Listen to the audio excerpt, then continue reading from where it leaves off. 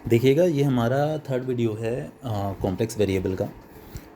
तो last video में देखिए हमने बात की थी कि मैं जो है आपको हार्मोनिक कॉन्जुगेट के बारे में नेक्स्ट वीडियो में समझा दूंगा, पर आज थोड़ा सा टाइम नहीं मिल पाया हार्मोनिक कॉन्जुगेट का जो है नोट्स बनाने का। तो हार्मोनिक कॉन्जुगेट वाला जो पोर्शन है वो हम लोग कल कर लेंगे। अभी क्या है कि कुछ एनालिटिक फंक्शन की और हम कुछ एक्स्ट्रा क्वेश्चंस कर लेते हैं। जैसे कि हमारे पास एक ही सवाल है, ठीक है ना। यहाँ पर हम लोग बात कर लेंगे मिल्स थॉमसन मेथड के बारे में भी, ठीक है ना। तो यहाँ पर देखिए जो हमारा ये वाला क्वेश्चन है, इसमें क्या कर रहा है, find an analytic function whose imaginary part is this one, है ना। एक एनालिटिक फंक्शन आपको पता करना है जिसका इमेजिनरी पार्ट ये है, मतलब ये e⁻⁻x x cos y plus y sin y, ये हमारे पास है, ठीक है ना। इमेजिनरी पार्ट है। देखिए जो हमारा एनालिटिक फंक्शन होता है, मतलब कोई हमारे पास जैसे कॉम्प्लेक्स फंक्शन जो हम बेसिकली लिखते हैं वो यू प्लस आई बी के फॉर्म में लिखते हैं, ठीक है। तो जो v होता है वो हमारा इमेजिनरी पार्ट होता है और u हमारा रियल पार्ट होता है, ठीक है। तो u प्लस आई वी होता है ना, u प्लस आई वी। तो जो इमेजिनरी पार्ट है वो तो v है और जो रियल पार्ट है वो u है। तो यहाँ पर उन्होंने हमको बोला हुआ है कि जो इसका इमेजिनरी पार्ट है वो हमारे पास है e⁻⁻x x cos y plus y sin y. तो आप ये कह सकते हैं कि जो v है v वो इसके इक्वल है, ठीक है। तो v is equal to e⁻⁻x x cos y plus y sin y, ये हमारे पास कंडीशन हो गई, ठीक है। अच्छा अब देखिएगा ज़रा, अब इसके बाद हम लोग देखिए क्या क्या कर सकते हैं, ठीक है। यहाँ पर आपको मिल्स थॉमसन मेथड भी यूज़ करना पड़ेगा। आपको फाइंड आउट करना है एक एनालिटिक फंक्शन जिसका ये जो है वो एक इमेजिनरी पार्ट है, बात याद रखिएगा, मतलब आपको वी दिया हुआ है। आप एक काम करिए, देखिए ये आपके पास जो है, आप यहाँ से del v upon del y निकाल लीजिए। तो जो आप इसका del v upon del y निकालेंगे तो यहाँ लगेगा प्रोडक्ट रूल, जैसा आप देख सकते हैं। बट आप करें वाई के रेस्पेक्ट में डिफरेंशिएशन, तो जो e⁻⁻x है वो एक कांस्टेंट हो गया, तो ये तो एज इट इज़ बना रहेगा, ठीक है। इसके अंदर की हम लोग अगर बात करते हैं तो देखिए x as it is constant है, cos y का डिफरेंशिएशन माइनस सन वाई हो जाएगा। y सन वाई की बात करें तो देखिए y के रेस्पेक्ट में जब आप डिफरेंशिएशन कर रहे हैं तो यहाँ लगेगा product rule, y as it is sin y का differentiation cos y plus sin y as it is y का डिफरेंशिएशन 1। ये हमारे पास वैल्यू निकल कर आ चुकी है, ठीक है। आप इस del v upon del y को कोई एक फंक्शन नाम दे दीजिए, जैसे उन्होंने यहाँ पर आपको साई एक्स वाई दिया हुआ है, आप साई की जगह पर 5 भी दे सकते हैं, ठीक है ना। 5 1 x, y, आप इस तरीके से इसको नाम दे सकते हैं, बात याद रखिएगा, ठीक है। तो 5 1 दे दीजिए, कोई दिक्कत नहीं है। ये हमने del v upon del y निकाल लिया। इसी तरीके से आप del v upon del x निकाल लीजिए। अब आपको डिफरेंशिएशन करना पड़ेगा विद रिस्पेक्ट टू एक्स। तो देखिए यहाँ आपको प्रोडक्ट रूल आना पड़ेगा पूरे में, क्योंकि ये भी एक्स का ही फंक्शन है और ये भी आप देख सकते हैं इसमें भी एक्स आपका फंसा हुआ है। तो ये first term as it is, इसका differentiation with respect to x चल रहा है, ठीक है। विद रिस्पेक्ट टू एक्स इसका डिफरेंशिएशन 0 हो जाएगा। फिर ये वाला टर्म एज इट इज, इसका डिफरेंशिएशन करेंगे तो माइनस e⁻⁻x, जैसा आप देख सकते हैं वैल्यू हमारे पास ये आ गई, ठीक है। इसे कुछ उन्होंने psi two x comma y नाम दे दिया, आप इसे फाई टू भी कह सकते हैं, phi two x comma y, ठीक है, कोई दिक्कत वाली बात नहीं है। इसके बाद देखिएगा, अब जो मिल्स थॉमसन मेथड होता है उसमें क्या होता है कि जो दो फंक्शन हमने साई वन और साई टू यहाँ पर सपोज कर लिए हैं, ठीक है ना, इन दोनों को हम लोग कंबाइन करके इंटीग्रेशन कर देते हैं, ठीक है। अब देखिए एक मैंडेटरी कंडीशन है। मैंडेटरी कंडीशन क्या है कि जो ये साई वन और जो ये साई टू होते हैं, यहाँ बीच में प्लस होना ज़रूरी है, ठीक है ना। अगर ये वैल्यू आपकी माइनस में निकल कर आती है तो भी हम उसको माइनस का मल्टीप्लाई करके प्लस कर लेंगे, यहाँ बीच में प्लस होना ज़रूरी है, बात याद रखिएगा, ठीक है। तो जो हमारे पास psi one x comma y है उसकी वैल्यू देखिए हमारे पास ये आ चुकी है, और psi two x comma y है उसकी वैल्यू देखिए हमारे पास ये निकल कर आ चुकी है, ठीक है। तो अब देखिए हम लोग क्या करेंगे, अब हम लोग साई वन और साई टू की वैल्यू निकालेंगे z कोमा 0 पर, ठीक है ना। कहाँ पर निकालेंगे हम इसकी वैल्यू, z कोमा 0 पर। इसका मतलब क्या होता है, देखिए अब z कोमा 0 की बात करेंगे तो x के प्लेस पर z और y के प्लेस पर 0 डाल दिया जाएगा। तो साई वन z कोमा 0, तो इस फंक्शन में भी x के प्लेस पर z और y के प्लेस पर 0, तो ये हो जाएगा e⁻⁻z। y के प्लेस पर 0 करेंगे तो ये 0 हो जाएगा, y के प्लेस पर 0 करेंगे तो ये 0 हो जाएगा, y के प्लेस पर 0 करेंगे तो ये 0 हो जाएगा। तो फाइनली आप ये कह सकते हैं 0 अंदर आया पूरे में, और 0 मल्टीप्लाई बाय एनी नंबर आप कह सकते हैं हमारे पास 0 ही आने वाला है। इसी तरीके से ये मिल्स थॉमसन मेथड, देखिए मिल्स की स्पेलिंग यहाँ पर थोड़ी सी अलग होती है, मिल्लीज थॉमसन मेथड लगता है, बट इसका जो प्रोनाउंसिएशन है वो मिल्स थॉमसन मेथड ही होता है, ठीक है। इसके बाद देखिए हम लोग बात करेंगे साई टू z कोमा 0 के बारे में। तो सेम कंडीशन यहाँ पर भी आने वाली है, यहाँ पर भी आप इसी तरीके से सब्स्टिट्यूट करेंगे, x के प्लेस पर z और y के प्लेस पर 0, तो हो जाएगा e⁻⁻z cos 0, e⁻⁻z z cos 0 और 0 इंटू साइन 0, तो ये 0 हो जाएगा, ठीक है, कोई दिक्कत वाली बात नहीं है। और e⁻⁻z यहाँ भी, e⁻⁻z यहाँ भी, दोनों में से कॉमन आ जाएगा, cos 0 की वैल्यू 1 हो जाएगी, और यहाँ पर बचेगा आपके पास, देखिए कॉमन नहीं लिया हुआ उन्होंने, ऐसे ही लिखा हुआ है, और यहाँ पर हमने x के प्लेस पर z डाल दिया, वो देखिए यहाँ प्रेजेंट है, ये रहा। यहाँ पर आके देखिए इन्होंने कॉमन अब ले लिया, तो e to the power minus z common ले लिया, अंदर बचेगा 1 माइनस जेड, कोई दिक्कत नहीं है। अब मिल्स थॉमसन मेथड क्या कहता है कि कभी भी आपको इस तरीके से फंक्शन फाइंड आउट करना है, एनालिटिक फंक्शन फाइंड आउट करना है, तो एक याद कर लीजिए formula, integration of psi 1 z comma 0 plus i psi 2 z comma 0, ठीक है ना, डी जेड प्लस सी, ये बात याद रखिएगा।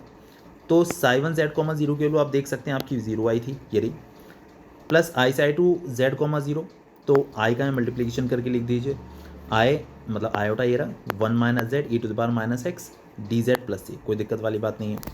देखिए अब आप यहाँ पर इंटीग्रेशन कर रहे हैं with respect to z, integration कर रहे हैं तो सी तो आपको कांस्टेंट के बतौर लगाना ही है, आयोटा हमारा आयोटा ये रहा, यहाँ पर आपको लगाना पड़ेगा प्रोडक्ट रूल। तो क्या स्टेट करता है प्रोडक्ट रूल, फर्स्ट वाला term as it is, second का इंटीग्रेशन जैसा आप देख सकते हैं रहा, ठीक है ना, बीच में माइनस का साइन होता है, फर्स्ट टर्म का डिफरेंशिएशन यहाँ पर कहानी चल रही है with respect to z, remember first term का डिफरेंशिएशन, सेकंड का इंटीग्रेशन, ठीक है ना, फिर होल का इंटीग्रेशन, ये कंडीशन आती है निकल कर। अच्छा अब देखिएगा ये हो गया हमारे पास plus e to the power minus z, आप उसका फिर से इंटीग्रेशन करते हैं यहाँ पर, तो फिर से जो है इसका आप इंटीग्रेशन करेंगे तो प्लस हो गया ना, तो e to the power minus z और माइनस जेड के डिफरेंशिएशन का डिवाइड करेंगे तो प्लस हो जाएगा वो, तो बीच में ये जो माइनस था आप देख सकते हैं ये आपका प्लस में कन्वर्ट हो जाएगा। आप देखिए ये वाला प्रेजेंट है, तो आयोटा ये रहा, और इस माइनस को यूज़ करके इसके साइन चेंज कर दिए हैं, इसको जेड माइनस में लिख दिया है e to the power minus z, और यहाँ पर भी e to the power minus z plus c, आप इन दोनों में से e to the power minus z common ले सकते हैं चाहें तो, और अंदर आपके पास बच जाएगा क्या, आयोटा तो है ही, बाहर e to the power minus z common ले लिया, तो अंदर बचेगा जेड माइनस 1 प्लस 1, 1 से 1 कैंसिल आउट हो जाएगा, तो e to the power minus z आएगा, आयोटा आएगा और जेड आएगा, ठीक है ना, प्लस सी। ये बेसिकली आपका आंसर निकल कर आ गया। कभी भी आपको एनालिटिक फंक्शन इस तरीके से पूछ लिया जाए, आपको यही ट्रिक लगानी है, यही मेथड लगाना है, मिल्स थॉमसन मेथड, ठीक है। चलिए नेक्स्ट क्वेश्चन देखते हैं क्या स्टेट कर रहा है हमारा। देखिए ये क्वेश्चन भी काफ़ी इंपॉर्टेंट है, ठीक है ना, 5 मार्क्स में आ जाता है। Find the analytic function whose real part is this one.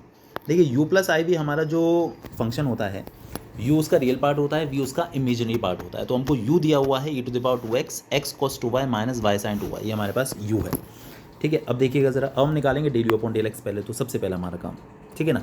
तो del u upon del x हमने निकाला, तो एक्स के रेस्पेक्ट में कर रहे हैं, तो देखिए ये और यहाँ पर ये पूरा टर्म है, तो प्रोडक्ट रूल लगने वाला है। फर्स्ट टर्म एज इट इसका डिफरेंशिएशन किया, तो एक्स का 1 हो जाएगा, कॉस 2y बचेगा, और इसका 0 हो जाएगा बिकॉज ऑफ यहाँ पर एक्स है ही नहीं, ठीक है, plus e to the power 2x हमारा एज इट इज़, सॉरी ये एज इट इज़, इसका डिफरेंशिएशन हमने कर लिया, प्लस ये वाला एक्सप्रेशन देखिए हमारा एज इट इज़, और ई टू द पावर 2x का करेंगे तो e to the power 2x का ई to the power 2x, 2x का फिर से करेंगे तो 2 आ जाएगा। इसे पुराने वाले तरीके से 5 1 y नाम दे दिया, कोई दिक्कत वाली बात नहीं है, ठीक है। अब देखिए समझिएगा ज़रा, अब आगे देखिए आप निकाल लीजिए del u upon del y, उसी तरीके से बस y के रेस्पेक्ट में डिफरेंशिएशन करेंगे, इसे 5 2x y नाम दे दिया, ठीक है। मेरे ख्याल से कोई ऐसी परेशानी होगी नहीं। अब देखिएगा अब कंडीशन क्या आ जाती है कि वही पुराना वाला तरीका, आप 5 1 में x y की जगह पर z 0 डाल देंगे, इसी तरीके से 5 2 में भी 5 2 में भी x y के पर z 0 डाल देंगे। उसके बाद जो वैल्यूज़ आएंगी वो हम यहाँ पर सब्स्टिट्यूट कर देते हैं, ठीक है ना। क्या था, इंटीग्रेशन 5 1 z 0, ठीक है। और उसके बाद देखिए कंडीशन आ जाती है, मैंने आपको बताया था कि बीच में आपको प्लस ही बेसिकली लेना होता है, ठीक है। तो प्लस अगर लेना होता है, देखिए यहाँ पर प्लस ही आएगा, उन्होंने बाय मिस्टेक इसको लिखा हुआ है, ये प्लस में ही आएगी कंडीशन। और 5 2 z 0, मतलब यहाँ पर भी हमने क्या किया कि इसके अंदर भी x के प्लेस पर z और y के प्लेस पर 0 डाल दिया, तो कोई फ़र्क नहीं पड़ा यहाँ पर, ये पूरा 0 ही निकल कर आ गया है, तो इस वजह से ये देखिए 0 निकल कर आ गया। और पुराने वाली जो वैल्यू थी वो देखिए निकल कर आ गई 5 1 x 0, हमने यहाँ पर जो निकाला था ना 5 1 x y, ये रहा, इसमें इस वाले में x के प्लेस पर z और y के प्लेस पर भी 0 डाल दिया है, ठीक है।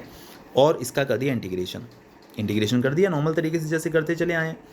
तो e to the power 2x बचा है, यहाँ 2z बचा है, यहाँ पर भी 2 ई टू द पावर 2z बचा है, साथ में dz है, नॉर्मल इंटीग्रेशन कर लिया इसका, और देखिए ये वैल्यू निकल कर आ चुकी है, सिंप्लीफिकेशन कर लिया थोड़ा सा, ईजिली fz निकल कर आ गया है, और ऐसा कुछ खास ऐसा इस क्वेश्चन में है नहीं, ठीक है। मेरे ख्याल से कोई ऐसी परेशानी नहीं होगी सवाल में भी।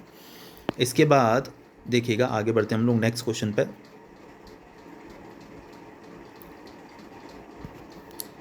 ये भी देखिएगा सेम ही है, हमें यहाँ पर भी यू दिया हुआ है, आपको एक एनालिटिक फंक्शन फाइंड आउट करना है, ये भी सेम ही है, del u upon del x निकालेंगे, del u upon del y निकालेंगे, उसके बाद एक को यू नाम दे देंगे, सॉरी phi1 नाम दे देंगे, एक को phi2 नाम दे देंगे। सेम कंडीशन है, कोई ऐसे परेशानी ऐसा जिसमें होने वाली नहीं है। यहाँ मुझे लग रहा है उन्होंने थोड़ा सा मेथड अलग लगा दिया है, पर आपको कोई ज़रूरत नहीं, आप उस मेथड से बिल्कुल इसको कर सकते हैं। ठीक है, चलिए नेक्स्ट क्वेश्चन देखेंगे।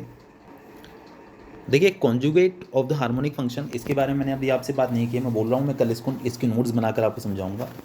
ठीक है ना। तो इसके बाद देखिएगा हमारे पास एक फंक्शन है f z u plus i v, है ना। उन्होंने बोला हुआ एक एनालिटिक फंक्शन है और यू माइनस वी की वैल्यू उनको दे रखी है e⁻x cos y minus sin y, और आपको एफ जेड पता करना है इन टर्म्स ऑफ जेड ओनली। तो ये बिल्कुल ऊपर वाले क्वेश्चन की तरीके से होगा, बस थोड़ा सा यहाँ पर क्या रहेगा, मेथड थोड़ा सा यहाँ पर डिफरेंट हो जाने वाला है। यू माइनस वी हमको यहाँ पर दिया हुआ है। पीछे हमने जो 2-3 क्वेश्चन किए उसमें क्या था, आपको यू और वी की वैल्यूज दे दी जाती थी, यहाँ पर आपको यू माइनस वी की वैल्यू उन्होंने दे दी है। ठीक है, तो देखिए आपको बहुत अच्छे से पता है जो आपका एफ जेड होता है यू प्लस आई वी के बराबर होता है। ठीक है, ये कंडीशन फॉर्म करने के लिए हमने क्या किया कि यहाँ पर दोनों साइड आई का मल्टीप्लिकेशन कर लिया, तो हो जाएगा i u plus i v is equal to i f z. दोनों साइड हमने आई का मल्टीप्लाई कर लिया, तो आई यू और आई का यहाँ मल्टीप्लिकेशन करेंगे, ये यहाँ भी बाहर भी आई होता है और ये अंदर भी आई भी है, तो आई का आई से मल्टीप्लाई होगा, आई स्क्वायर की वैल्यू -1 होती है, तो i u minus v is equal to i f z. ठीक, कोई दिक्कत वाली बात नहीं है। अब देखिए ये इक्वेशन और ये इक्वेशन जो है आपके पास, आप इन दोनों को ऐड कर दीजिए। ठीक है ना, तो अब आप इन दोनों को जब ऐड कर लेंगे तो देखिए u माइनस वी, ठीक है ना, ये इन्होंने साथ साथ लिख दिए हैं, और आई वी और आई यू में से आई कॉमन लेके यू प्लस वी लिख दिया है। इसमें से और इसमें से आई कॉमन आ गया, अंदर बचा है आपका, सॉरी एफ जेड कॉमन आ गया, अंदर बचा है 1 प्लस आई एफ जेड। ठीक है ना, यहाँ पर ये काम उन्होंने कर दिया। u माइनस वी को कैपिटल U नाम दे दिया है, u प्लस वी को कैपिटल V नाम दे दिया है, इज इक्वल टू ये जो 1 प्लस आई एफ जेड है इसको हमने कैपिटल एफ जेड नाम दे दिया। इतना काम यहाँ पर कर लिया। कैपिटल U क्या है, ये है u माइनस वी, और u माइनस वी की वैल्यू आपको पता है ये है आपका e⁻x cos y minus sin y, जैसा आप देख सकते हैं, और जो v है वो आपका u प्लस वी के इक्वल है। ठीक है, तो v जो आपका u प्लस वी के इक्वल है, इसमें वैसा कन्फ्यूजन ऐसा है नहीं। ठीक है, अब देखिएगा ज़रा, अब फिर से वही कहानी कि हमारे पास जैसे u की वैल्यू है ये रही, तो हम वही करते हैं जो भी हम पीछे कर रहे थे, del u upon del x निकाला, x के रेस्पेक्ट में इसका डिफरेंशिएशन। ठीक है, तो देखिए अगर हम x के रेस्पेक्ट में इसका डिफरेंशिएशन करेंगे तो ये तो cos y minus sin y तो कांस्टेंट रहेगा, e⁻x का e⁻x ही हो जाएगा, e⁻x cos y minus sin y। ठीक है, तो इसके बाद यहाँ पर हम लोग क्या करेंगे, इस वाले फंक्शन में भी वही पुरानी कहानी z, 0, तो x के प्लेस पर z और y के प्लेस पर 0 डाला, तो e⁻z cos 0 minus sin 0, sin 0 0 हो जाएगा, cos 0 1 हो जाएगा, तो e⁻z बचेगा ये। ठीक है, आगे del u upon del y निकालेंगे, del u upon del y निकाल लेंगे हम अपना, तो phi2 और जो है जो हम हमेशा हम मान के चलते हैं phi2 z, 0 वाली कंडीशन यहाँ पर भी बनाएंगे, तो del u upon del y इसमें y के रेस्पेक्ट में इसका डिफरेंशिएशन, तो e⁻x कॉन्स्टेंट रहेगा, cos y का माइनस sin y और माइनस sin y का cos y, जैसा आप ये देख सकते हैं ये रहा। ठीक है, तो यहाँ पर भी हमने z, 0 यहाँ पर सब्स्टिट्यूट कर दिया। ठीक है, तो जो है ये हो जाएगा हमारा 0 sin 0 0 होता है, cos 0 1 हो जाता है, तो ये माइनस e⁻z आ गया सिर्फ। अब वही पुरानी कहानी जो पीछे चल रही थी। ठीक है, एफ जेड और phi1 z, 0, देखिए यहाँ पर ये माइनस ऑलरेडी है, तो मैंने बताया था बीच में प्लस ही लेके चलेंगे, तो देखिए यहाँ पर ये माइनस और माइनस से फिर से प्लस हो जाएगा। ठीक है, कोई ऐसी दिक्कत वाली बात नहीं है। तो phi1 z, 0 प्लस आई phi2 z, 0 हो जाएगा, तो phi1 z, 0 की वैल्यू आपको पता है e⁻z है, और phi2 z, 0 की माइनस e⁻z है, दोनों यहाँ पर पुट कर दिए हैं, और यहाँ पर माइनस ऑलरेडी प्लस लेके चलेंगे। ठीक है ना, तो e⁻z इन दोनों में से कॉमन आ जाएगा, अंदर बचेगा 1 प्लस आई। ठीक है, ये एज अ कॉन्स्टेंट आगे आ जाएगा, अंदर बचेगा e⁻z और dz, इसका e⁻z और साथ में है dz, आप इसका इंटीग्रेशन करेंगे तो आपको e⁻z ही मिल जाएगा। ठीक है, तो f z is equal to 1 plus i बाहर e⁻z प्लस सी, और कैपिटल एफ जेड की वैल्यू अभी हमने पीछे निकाली थी, that was 1 plus i f z, ये हो गया यहाँ पर।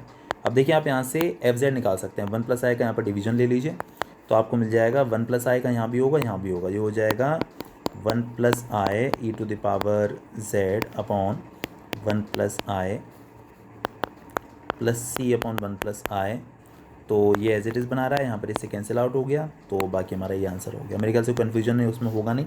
चलिए नेक्स्ट क्वेश्चन पर मूव करते हैं। देखिए ये वाला जो सवाल है ये भी सेम ही है जो हमने किया था, determine an analytic function f z in terms of z. इस बार हमको यू प्लस भी दिया हुआ है। ठीक है, तो यू प्लस भी हमको दिया हुआ है, हमको पता है एफ जेड होता है हमारा यू प्लस आई वी। ठीक है, ईच वाले क्वेश्चन के तरीके से आयोटा के दोनों साइड मल्टीप्लाई कर लिया, फिर दोनों को ऐड कर लिया और वही सारी कंडीशन देखी फिर से निकल कर आ चुकी है। ठीक है, तो बिल्कुल पुराने तरीके से ये वाला सवाल हो जाएगा, कोई ऐसा कन्फ्यूजन ऐसा जिसमें आने वाला नहीं है और कोई ऐसी परेशानी इसमें होगी नहीं। ठीक है, चलिए आगे बढ़ते हैं। सॉरी, इसके बाद अभी मैं कुछ और नहीं समझा पाऊँगा, ये छोटा सा ही वीडियो बन पाया है क्योंकि इसके बाद हार्मोनिक फंक्शन कॉन्जुगेट वाला पार्ट है वो उसके मुझे नोट्स बनाना पड़ेगा। तो देखिए मैं भी रात तक उसको मैं बना के भेजूँगा अच्छे से, और जो है उसके बाद जो कन्फॉर्मिटी वाला जो है वो उसको थोड़ा सा देखना पड़ेगा। अभी आप इतना ही कर पाएंगे, ये 3-4 सवाल ही अभी हुए हैं एनालिटिक फंक्शन वाले, बाकी मैं रात तक इसका बना दूँगा।